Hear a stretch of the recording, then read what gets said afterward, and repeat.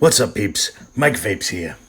Listen, I gotta tell you, my favorite reviewer of all time is Thesis, Vaping with Thesis. What's going on, guys? Today we're going to take a look at the Smok G-Priv 3, the third rendition in the G-Priv family. With that being said, fuck the small talk, let's go and get up close and personal with the Smok G-Priv 3 kit. Welcome to Up Close and Personal with your boy Thesis. Now real quick, today we've got the G-Priv 3 kit by Smok. Now before we continue into the details, let's go and see what we got inside the box. We got the box, very Smok-esque, beautiful fitment on this cardboard. I know it sounds silly, but there is an X factor to it. I'm going to be honest with you guys, I'm a little more impressed by Smok lately than I have been over the past couple of years.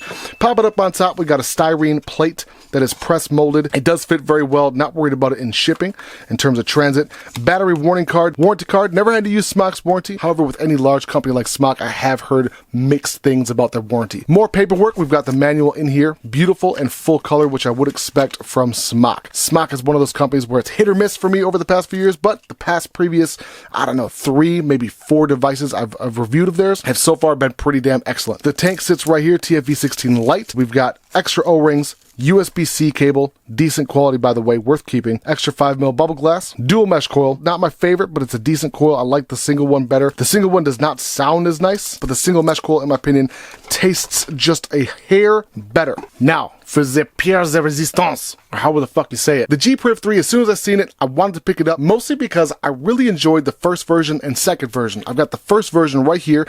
Not much has changed in terms of styling. It's definitely a Smok product. It basically should just come with like a little sticker that says my first vape on it. No one that I know that's serious about vaping or in the hobby of vaping really latches on to Smok products. These are definitely first versions or first vapes for most people that I see with them, which is fine. There's nothing wrong with it. I've heard people complain about Smok chips, but there's really not much to complain about anymore, in my opinion. It's usually the product quality control that they have issues with, and this one has been damn near perfect except for the tank. We'll kind of get into that in a moment. So right here on top, we've got this 24-ish or 25-ish millimeter Smok TFV16 light. Not my world's favorite tank. Very TFV8, TFV12 styling. It's nothing new to me. Like, it's just not. 810 drip tip, very standard. It's got the O-rings on the drip tip. It is not on the interior, which I would prefer anyway. It does have the locking mechanism, which is a very solid locking mechanism on this swivel head. I cannot tell you how many times I've dropped it. Like, without exaggerating, I want to say I've dropped it probably 8 times in my toolbox in the tool bag while I was working on the truck. Never once opened on me, and more to that fact, I have 0 scratches on the mod, which is beyond me. I have no idea how. 24.5, so just over 25 millimeters. The largest point is going to be 28. The length with the drip tip is 55 millimeters, 54 millimeters. Is definitely a smaller size tank in comparison to what it's named after. The namesake, TFV16, is a ginormous tank with these huge coils and is a superior tank in my opinion. Better flavor, more capacity, etc. With that said, the tank in and of itself is okay. It's the fitment of the coils that kind of pissed me off. In order to change the coils, you pop this base off right here, pop this out like that, and you pop it back in. I find that to be more cumbersome than actually having threads. Every time I've had to pop the coils out, I've had to either use extreme force or I would have to use a set of pliers. The other downside is I would have to push and prod and pry on these positive bases right here, that gold piece, to make sure that it was touching the gold piece on here. I cannot tell you how many times I've had atomizer short errors on this device because of this tank, not because of the device itself. I've tested this with countless amount of RTAs, RDAs, as well as sub-ohm tanks. Never had an atomizer short until I was using the stock TFV16 light. It would give me the wrong and incorrect resistance readings, etc., which was annoying. Let's see if it recognizes it. 0.20, exactly where it needs to be. The tank in and of itself is not a very nice sounding tank. It's very loud, kind of obnoxious. Let's go and open it up and see what it sounds like. It's loud. It's just loud. It's almost like a snorkel, but it's not smooth at the same time. I've got loud tanks that are smooth and whooshy. This one is definitely not one of them. Bring it down to halfway. Gives you just a bit of air resistance. Take a puff. Better flavor, better overall air production. Vapor production. I genuinely enjoy the flavor that this tank produces. It's just the fitment of the coils that kind of get to me. With that said, I want to give a big shout out to the sponsor of the channel, E&B Flavor. Big shout out to them that I have been rocking the pineapple upside down rum cake by your boy Batman. This shit has been phenomenal. Second bottle opened it up less than a few days. Look at that. Bro, you have murdered this entire line. I'm excited as fuck to check the rest of them out. Now with that said, let's move on to the device itself. Again, very G-Priv-like, and I kind of like seeing the lineage of that over time. The physicality of it, it's a lot smaller in terms of width. Not as small as the G-Priv 2, but it's just right in my opinion. The whole side is a button. It's also got the button here up on top, just like the first and second renditions. Let's go and take a puff. Woo! fires instantaneously. There's actually a pretty decent difference. Milliseconds, but it's a noticeable difference between the first and the third version. Let's go and take a couple of measurements. We'll see how it stacks up against the original. I'm not even actually sure which one's going to weigh more. I would assume the Priv 1 only because it's a lot bigger. Let's go and take a look. Swagger lumps. 292.8 grams. That's a heavy device. Right here, 277 grams. So just a few grams difference, but it's definitely noticeable. Just by the shape alone, this one feels much bigger. This one still feels pretty big, but I like that it's kind of chunky. It's a little hefty. It feels like a solid, rigid device. Let's go and see what it weighs with the tank. Tank's pretty much full. 353 grams, definitely an extremely noticeable device in your pocket. You will feel a difference with this plus your phone. Say it's in your back pocket, front pocket. Either way, you will know it's there. End of sentence. Let's go and pop it off to the back. We'll take the battery door off, pop these batteries out. We got the doo-doo browns. These are shitty ass batteries. Positive, negative, vice versa on the other side. Spring-loaded contacts on the base, which I always like. 1, 2, and 3 magnets. On the first rendition, they had 4, but you don't need 4, especially with the fitment of the battery door. This is a perfect amount of resistance. This does not move, not even a cunt hair. Big kudos to Smok, because that, again, that's not easy to do. Like, it's not cheap to do. So the fact that those molds are that solid, very impressive. This whole device is painted in this kind of sheen, not shiny, but I would call that like a decent semi-gloss paint. The front of it is very glossy. Fingerprint magnet like you wouldn't believe. That's not even perfect. There we go. 1, 2, 3, 4, 5. Smok, you can see the setup screen right there. It does take a while to load. Not a fan of how long it takes. Turn the screen on is this top button here. Then to unlock it, push and hold. I love buttons that only have one fucking job. It's my favorite thing in the whole wide world. The fact that this only has 2, that's great. Pop it up. The way you adjust it is left and right. The way you get into the menu, top left-hand corner. Priv, you got the modes. Preheat, soft, hard, normal, max. I like to keep mine on normal. Variable wattage, you can adjust your wattage from this portion. Go back into modes. Temperature control, NITISS TCR, preheat, back. Let's go and bring it back into variable wattage. All the features of this device are extremely, what's the word I'm looking for? User-friendly. Everything is exactly where you expect it to be. Modes 1, 2, 3, and 4. You can have presets. You have your puffs, which of course you can limit yourself. You can clear it. Puff clear, go back, let's go back into puffs, 0 puffs.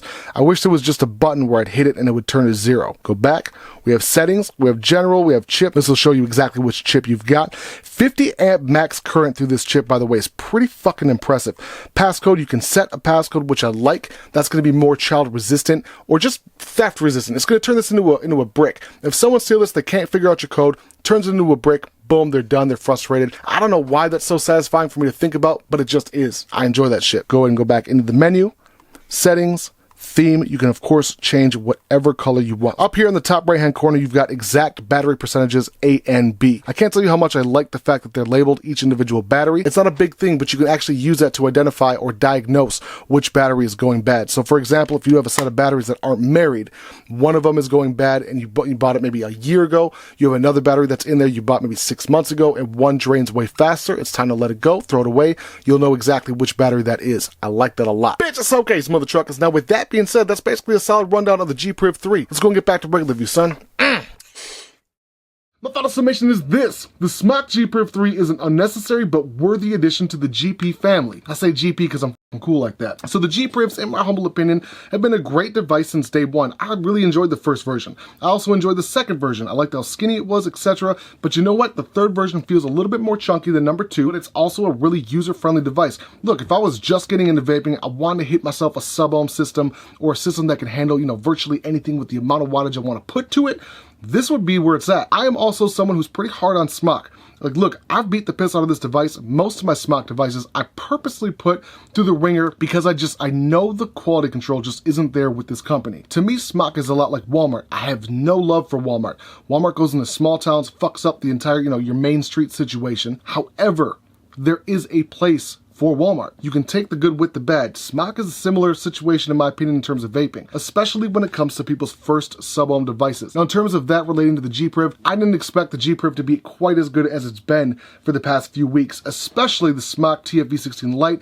The tank in and of itself is not worth the money. I would rather just buy the Priv 3 and the regular TFV16 tank, mostly because when I have a tank of this caliber, this size, and it's pumping out that much vapor, I want a large capacity. I don't mean 5 mils, I mean 10 mils, 15 mils. That would be perfect. Everything about this tank reminds me of previous generations, and when I pick up a new kit, I would like to have a new kit.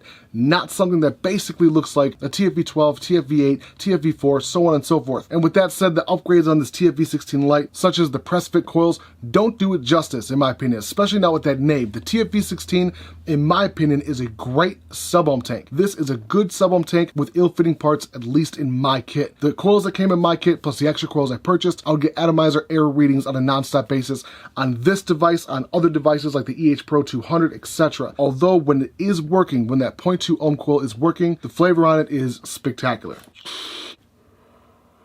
The noise level, not my favorite. Let's go and open it up and take another listen. Noise level's not my favorite, but the flavor, in my opinion, is just, it's almost dirty. I'm about 4 foot, 4.5 foot from the camera. Let's go and take a puff. The flavor on that shit is phenomenal. The O-rings on the drip tip kind of pissed me off. It's not a big deal, it just is what it is. The locking mechanism is extremely impressive on the tank, especially because I've dropped it so many times. The fact that it still locks and hasn't ever opened up on accident, awesome. With my experience with the device, it's very heavy, it's kind of slippery, it doesn't have any grippies going on, there's no, knurlings, there's no like matte rubbery finish at all on the button. The whole side of the mod's a button, which is going to be a liability in your pocket. I've had it fire in my pocket a few times. The best part about not having buttons, and in my opinion the best part about any touchscreen, is the fact that you cannot adjust it in your pocket because there's nothing that's conductive in terms of your fingers. Bitches, now with all that being considered, what would I give this on Thesis' patented finger of compatibility scale? Being completely fair with me and how I feel about this tank, I would say this is a solid 7.5 to an 8, depending on who you are. If you're an advanced vapor, chances are this is probably not for you. It doesn't have curve, it doesn't have a few different things on it that it should. But with that said, 7.5 to an 8. The only downside about the device itself is the fact that the 510 deck is a little bit smaller than I would like it to be, and the fact that the USB-C cord or port is on the base. I think it's a dumb design. Not just these guys do it, a few different companies have put the charging port on the bottom. Why? I don't know. It's just convenience of placement, I guess, or where it fits. I would rather have it be up here on the top or off to the side. So with that complaint and with the top 510 deck being a little bit smaller than I would prefer, that's it. I don't have anything else bad to say about this device. I like the GP1 and the GP2. The GP3 is just as dope. Bitches, now with that being said, if you guys want to support the channel, the best way to do that is by hitting me up on Patreon, patreon.com/ThesisHimself, as well as hitting up the sponsors, EMB Flavor, code Thesis15. Hit me up on Paper Plate Mafia on Instagram, as well as ThesisHimself on Instagram and TikTok at ThesisHimself. Bitches, okay, smell the truckers. Now with that being said, I want to tell you that I appreciate y'all for vaping with Thesis. It is your boy Thesis. I'm out. Ooh,